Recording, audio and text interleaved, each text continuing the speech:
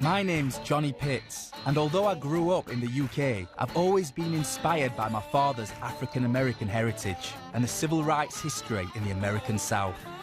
So I'm on a journey along the civil rights trail to experience firsthand the soul of the South.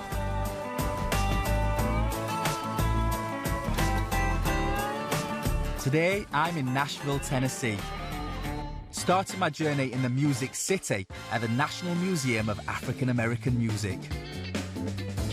Katie Range Briggs explains the mission behind the museum, and we discuss the history of how music has always been a vehicle of change and expression for African Americans.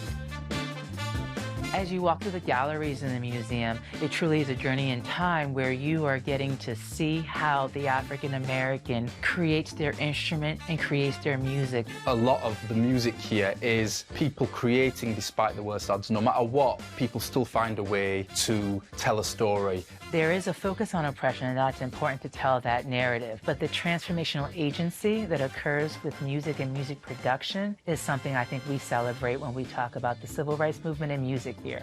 You move that visceral experience to that pounding rhythm, and you get the name that is so reflective, soul, my spirit. This is all being poured out, this declaration of voice. And you'll hear us, and collectively, we'll respond to our social needs.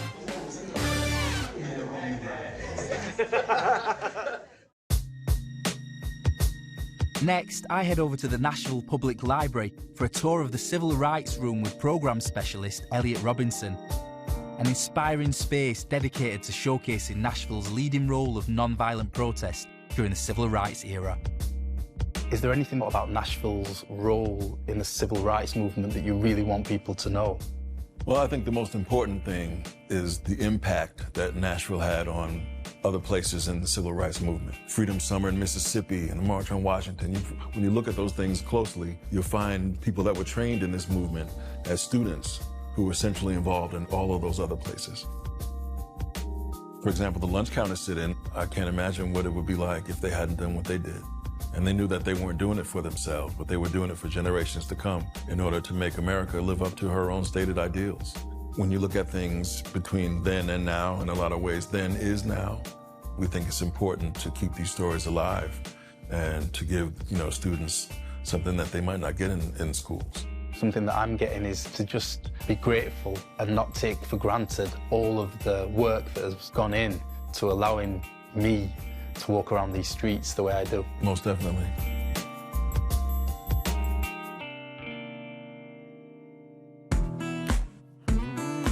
Inspired to learn more, I met with Andrea Blackman, the original curator of the Civil Rights Room, over 20 years ago. Looking at some of the archival photographs, I get the sense that Nashville is a city that is always changing. How much has it changed since the civil rights era? 20 plus years ago, we were thinking Nashville was just black, white, and maybe some country music. But now we're looking at 32 other countries that have made Nashville their home, and restaurants that have been created by these local communities, these new people, new Nashvillians. Nashville, it seems to me that it's a community that gathers around food. During the 50s and the 60s, Southern food and cuisine was a huge part of politicians and young activists coming together. They believed that if we could break bread together, then we could change the world together. And I think the premise of how food played in Nashville's history continues today. Looking to meet some of these new Nashvillians, Andrea pointed me in the direction of one of her favourite lunch spots in town, Caribbean restaurant Island Vibes. The man's on the street stomach. Yeah. You get good food, it enhances you. How long have you guys been here then? 2014, or we try to make it feel like back home, the island vibes. We get like the natural ingredients and we blend them together so that we can get that unique flavor. As you're talking, I can feel myself salivating. If there's one dish that you would recommend, what would it be? Well, we got to start from the top of the menu, which is the jerk chicken. Can we have some jerk chickens? Okay, okay. Oh, thank you.